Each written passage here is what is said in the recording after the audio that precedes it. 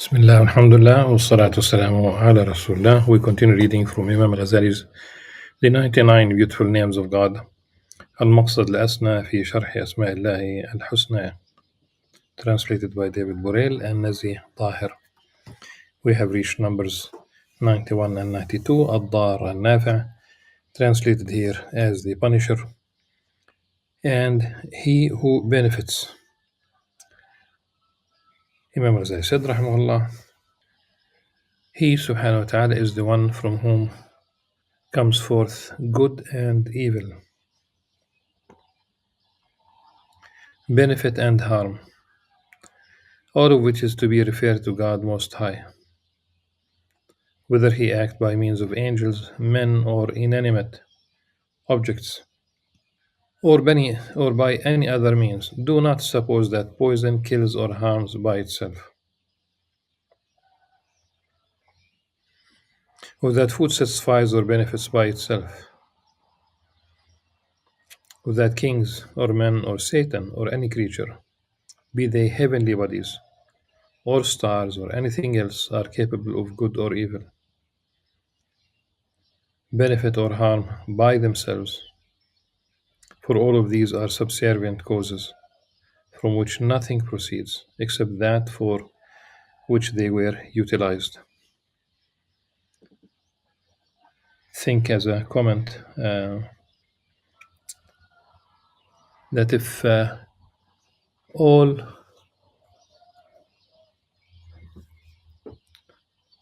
humanity would like to benefit you of something, they will not be able to benefit you of something except that which Allah subhanahu wa ta'ala has decreed for you. And all of humanity, they cannot harm you. In fact, it goes beyond humanity, but we are simply to drive the point. If all humanity would like to harm you with something, they will not be able to harm you except with something that Allah subhanahu wa ta'ala has decreed for you. Imam Al-Ghazali continues, all of that is related to the eternal power, much as a pen is related to a writer in popular belief. About the pen, in popular belief,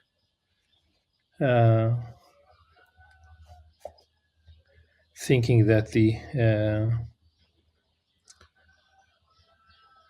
that it is the pen, I think of course it's not. Even if you have the pen, even if you have those who do write, and Allah subhanahu wa ta'ala facilitated their path. It's not about the availability of tools of writing. Today, this would include your laptop or your computer, or even pens and papers. I remember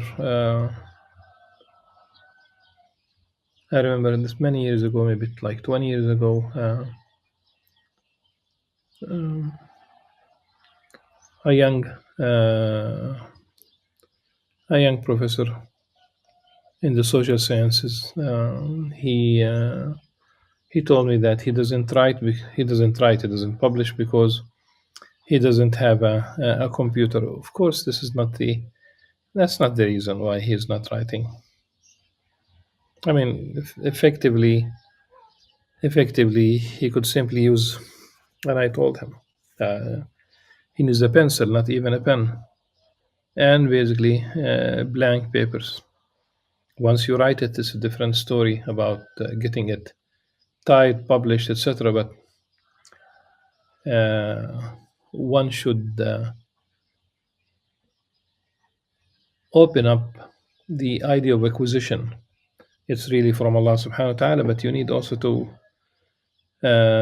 take into action, knowing that it's in the hands of Allah subhanahu wa ta'ala, and really to take the pen is also the tawfiq. This is you are being guided, you are being facilitated. I mean, things that have been facilitated to you. and just compare yourself to those in the past. So, in a different context, Imam Ghazali speaks about the ant, seeing the pen moving uh, on a page, thinking that this is really the why the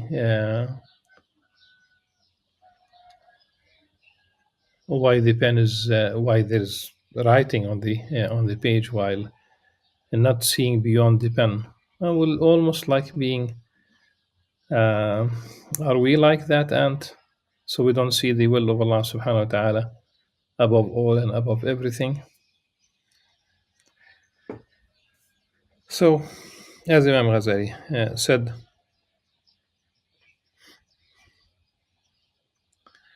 all of that is related to the eternal power, much as a pen is related to a writer in popular belief. Take the case of the Sultan. When he decrees reward or punishment, one does not regard the benefit or harm as coming from the pen, but from that which the pen is subservient, and the other means and causes perform in a similar way. We said in popular belief because ignorant people consider the pen subservient to the writer, but knowledgeable ones understand that it is subservient to the hand of God, may be praised and exalted, that He is the one to whom the writer is subservient. For inasmuch as He has created the writer, created the power He has, and establishes definitive motives in Him, which do not waver their resolve, the movement of the fingers and the pen comes forth from Him inevitably, whether He wants it or rejects it. In fact, it is impossible for Him not to will it. So the one who writes using the man's pen and his hand is God's Most High. And if you know this to be the case with an animal possessed of free choice, it is yet more obvious with inanimate things. They have the this is where it stops really here. The Imam Ghazali's entry. And just think about it. It's the universe has submitted to the will of Allah Subhanahu wa Taala. The universe, the heavens, including of course the earth, they declared in lisan al-hal, they came in obedience to Allah Subhanahu wa Taala. We do have free will, and we we entertain this idea of freedom. Of course, this is not really an argument to give up our freedoms, but really, are we in practice? Are we free? Those who would like to go to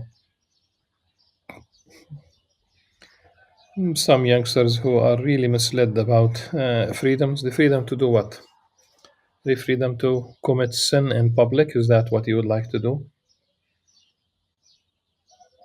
Is that's the whole story of the human being? That it boils down to uh, social decay, societies now that cannot reproduce themselves, that in certain European towns the average age is above 60, not many children. Most people are not getting married. Most children who are still born, and quite a few of them compared to the past, are born without outside the wedlock. Um, Homosexuality, radical feminism that destroys femininity and masculinity, and just people uh, gave up on the idea of marriage. And where is the freedom?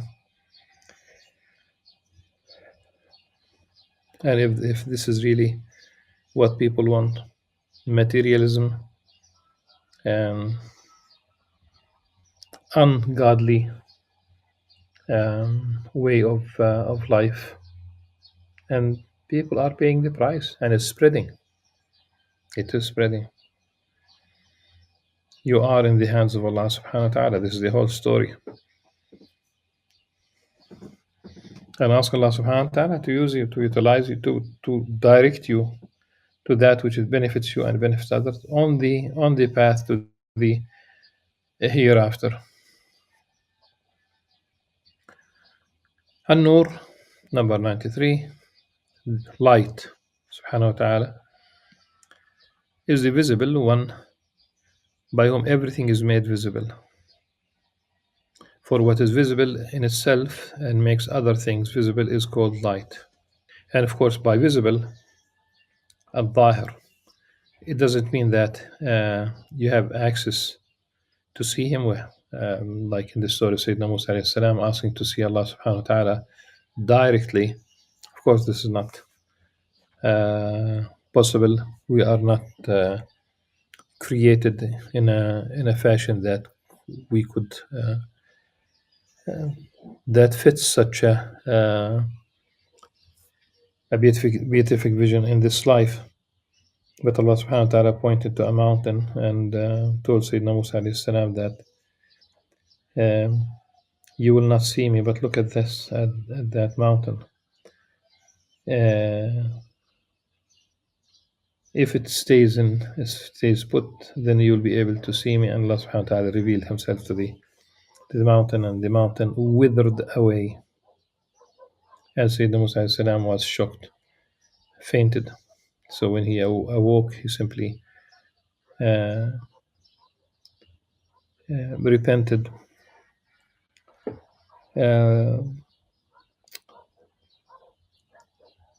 But Allah subhanahu wa ta'ala remains the source of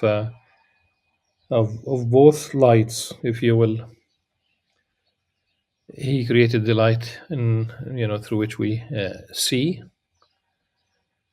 and the light that also touches the hearts.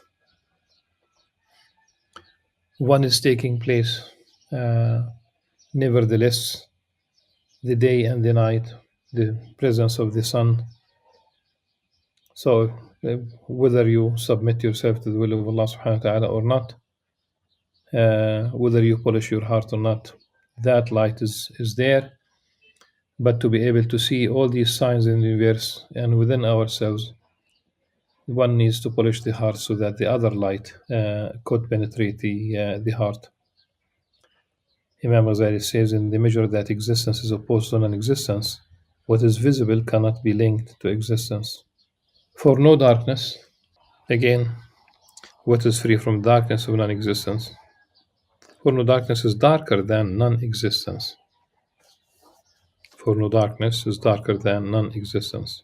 What is free from the darkness of non-existence, and even from the possibility of non-existence, who draws everything from the darkness of non-existence to the manifestation of existence, is worthy of being named light. Existence is a light streaming to all things from the light of His essence, of divine essence. For He subhanahu wa ta'ala is the light of the heavens and the earth. Allahu nur as-samawat wal-ard. And this Allah nur as-samawat wal-ard, of course, we talk about Ayat al-Nur, though it is not mentioned here. And it's a very beautiful, these verses in the Quran are extremely beautiful.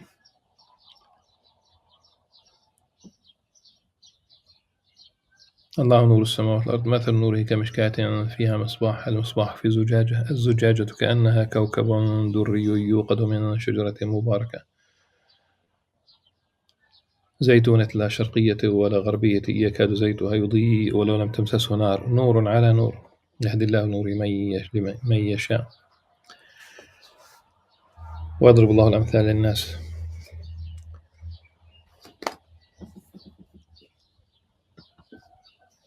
So there was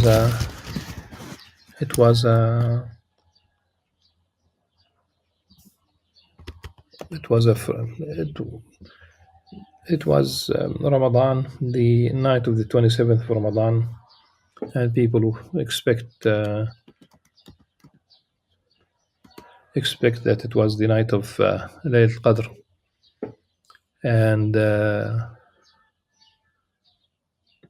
and after Taraweeh there was a man. People continued praying. Some people slept a little bit. Some people said Quran. Some people joined circles of learning. But there was a man, I remember him, obviously a Sufi man, who was in the northern corridor of the Qibli mosque and reciting this verse of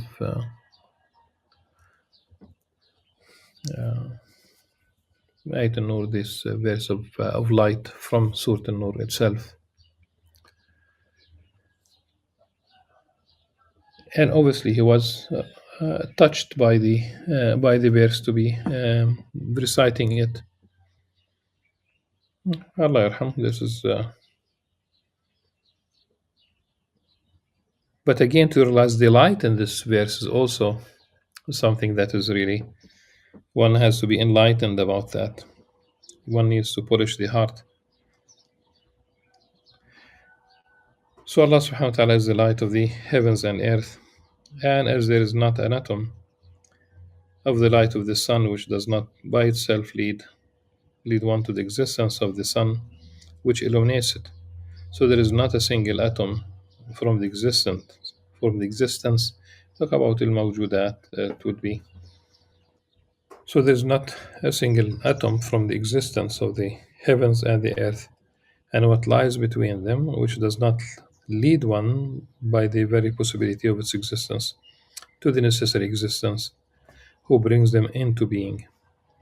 What we have remarked about the meaning of the manifest will help you understand the meaning of light, and will allow you to dispense with the arbitrary remarks made about its meaning. So the example here about the sun is that every ray, every light, it's of course it entails the source of this light, and why the this light is of extreme benefits. Imam Ghazali says about the sun that not only it is important for the when he spoke about the growth of plants in Kitab Sabr wa Shukr, the book of gratitude and the patience and gratitude, that plants need earth, air, water, uh, and also warmth. And he said the sun has there are other wisdoms, benefits, meaning that are associated with the sun. And this is one example that, but this particular source of light is bound to, because it's a creature and it's bound to end. وَالشَّمْسُ تَجْرِي لِمُسْتَقَرٍّ لَهَا. But it's indicative, to if you see light, then there is a source of that light. And if the heart is polished enough, then the light in the heart is indicative of the light in the absolute sense. It's indicative of that divine light.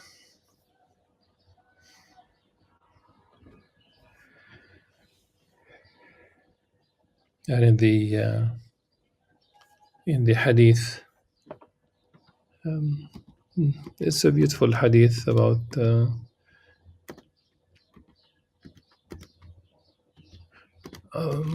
in which the Prophet ﷺ asked Allah subhanahu wa ta'ala to create, to instill light in his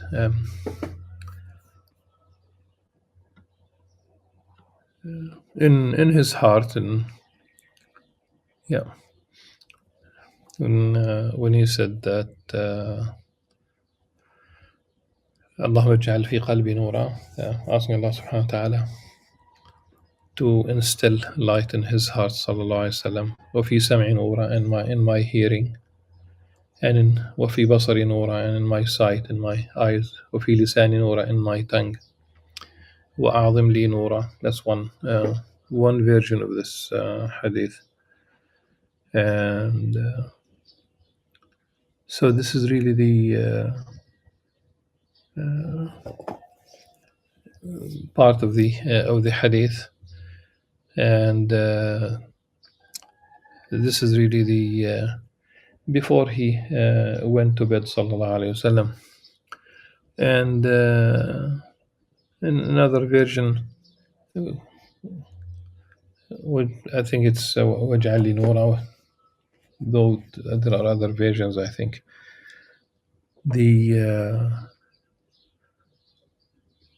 And to be, I think, وَاجْعَلْنِي نُورًا, and to be a source of light, to reflect this light from Allah subhanahu wa ta'ala.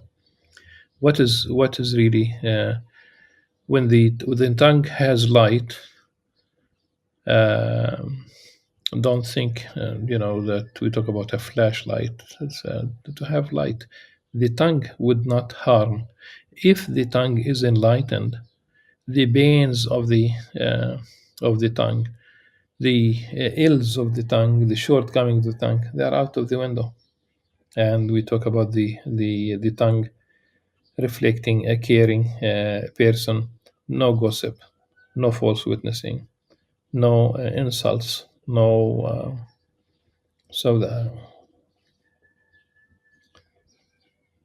If one could only attain light really in his limbs, in his hands, in his feet, and in all his being, what a person, what a difference one would what a person one would become really.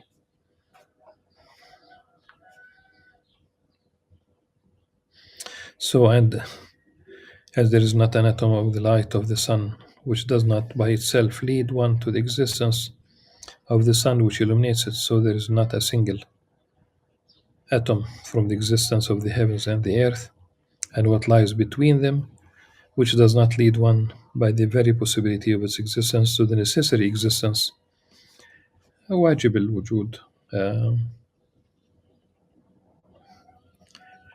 دالة على وجود موجدها, who brings them into being. What we have remarked about the meaning of the manifest al-Zahir will help you understand the meaning of light and will allow you to dispense with the arbitrary remarks made about its meaning. Subhanallah, beautiful, very beautiful entry, though, to unpack it. It's not only an intellectual endeavor. It's simply to allow the notion of the light. Just think about this hadith of the Prophet ﷺ, asking Allah subhanahu wa ta'ala to enlighten everything about him sallallahu alaihi wasallam, to reflect this divine light. And of course, in the end, we have the best example in the Prophet sallallahu alaihi wasallam. Subhanallah. So inshallah we will continue next with number 94 Al-Hadi in the next session inshallah. Subhanallah. Until then, subhanakallah wa hamdik, nastaghfiruka wa atubu ilaik. Assalamu alaikum wa rahmatullahi wa barakatuh.